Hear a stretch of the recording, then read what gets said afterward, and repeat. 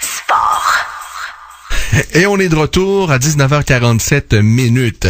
On va parler avec le champion TKO des 170 livres et également des poids légers, des 155 livres. Il s'appelle Jesse Ronson. Il va défendre son titre des 155 livres le 11 avril prochain face à Charles Jourdain. Hey, champ, how you doing? Oh, I'm good, man. Just getting over one of those man colds, but other than that, everything's great. So how's the training camp going for this big fight with Charles that everybody is waiting for so many weeks already?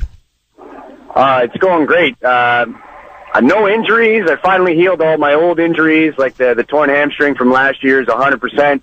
Everything's 100%. We started training for Jourdain back in January, so I'm back to my old, actually better than my old self, and I can't wait. I'm looking forward to fighting a young, athletic guy so I can show everybody that I'm dangerous and I can hang in there with anyone. It doesn't matter if you're small, you're big, you're fast, you're slow. Who cares? I'm going to knock you the fuck out. You know, I'm very scared of one word right now, injury, and you said it twice in this answer. Please don't repeat the word again till April 12th. Nah, man, I'm not like the rest of those guys. If my nose is broken, I'm still fighting. If my back hurts, I'm still fighting. No, when I fought Dufour, I had torn my hamstring in April, and I only had 3 months. You know, my hamstring wasn't 100%. I still fought. I don't back out. I'm a warrior. I'm here to fight, and that's what I'm going to do. There you go. What's the goal after Jourdain? If you win, you keep your title. Do you want to keep defending the 55, or you want to go try and defend the welterweight title? You know, I'm not too sure. I would love to stay at 155 this year, but I also don't want to tie up the 170 division. I'm sure there's somebody out there that wants to win that belt. You know, looking at the size of these 170 guys, you could see it this past weekend with Kamur Usman and Tyron Woodley. You know, a 6'2" guy versus a 5'8" guy, just the size. Yep. The 170 guys are just too big. And I you know, I'm at that peak end of 155, so I'd like to stay at 155, you know.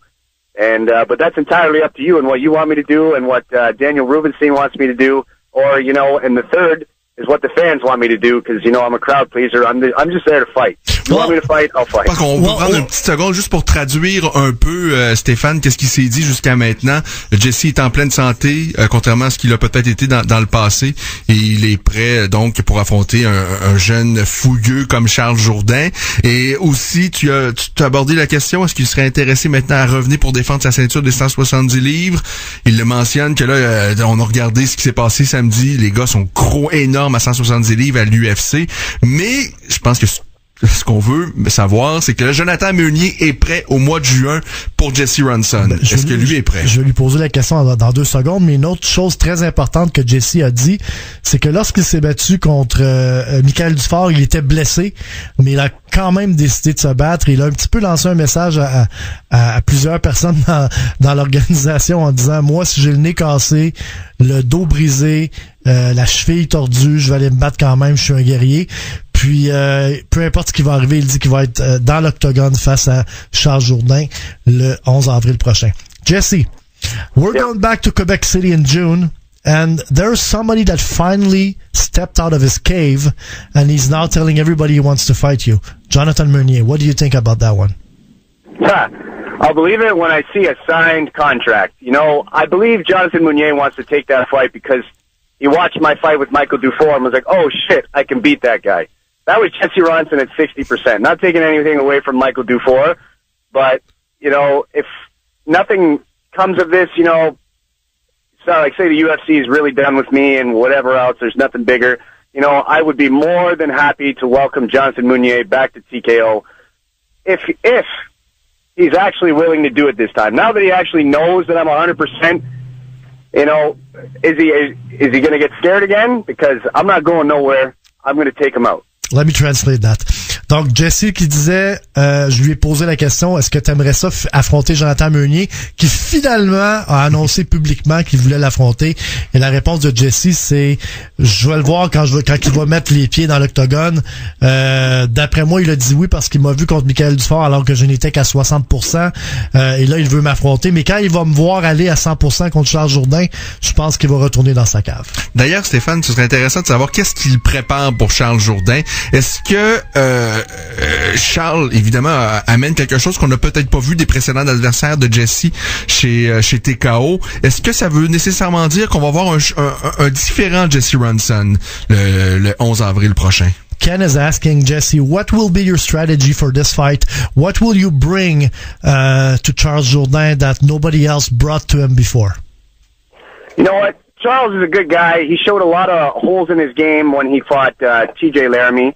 You know, I feel confident that if I wanted to take him down and grind him out, submit him, pound him out, I could do that. But that's not what I want to do. He's touting himself as a great kickboxer. You know, he's beating these guys and everything else, but he's never fought anybody with a kickboxing pedigree like mine. And what I want to do is I want to show this young kid that he's not a good kickboxer. He's just young and athletic, and he's very awkward and unorthodox, so I'm going to put him in his place. He's not going to get away with the spinning back fist, the switch stance moving forward, you know, the jump switch knees. I got a lot of guys that can really mimic Charles Jourdain, and they like doing that. It's going to be a real bad night for Charles. I don't know what he's thinking taking this fight with me, because I'm going to be in his face. I'm going to be everywhere he doesn't want me to be. I'm bigger than TJ, the guy that beat him, and when he was fighting TJ, he even said when TJ was on top, well, man, you're big, man, you're strong. I'm even bigger and stronger than TJ and just as good.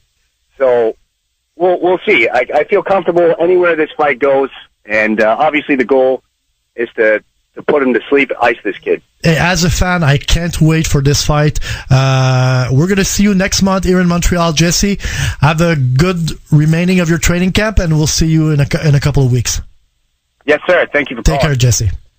Donc, il disait en fin d'entrevue, on lui a posé la question, qu'est-ce qu'il va amener à Charles Jourdain que Charles n'a jamais vu avant?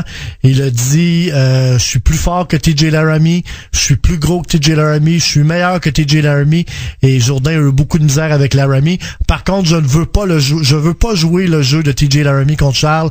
Je vais lui montrer c'est quoi un vrai kickboxer, et il pense qu'il a dit, il est jeune, il est talentueux, mais je vais le remettre à sa place. Petit bémol, parce qu'il a dit qu'il a jamais vraiment battu de kickboxer ou de la qualité à Jesse Ronson. Il a quand même battu Will Romero, oui, j'avoue. Et de façon assez avec une aisance assez déconcertante. Will Romero qui est excellent debout. Puis Alex Morgan très bon debout. Mais il y a une différence de gabarit entre Ronson à suivre.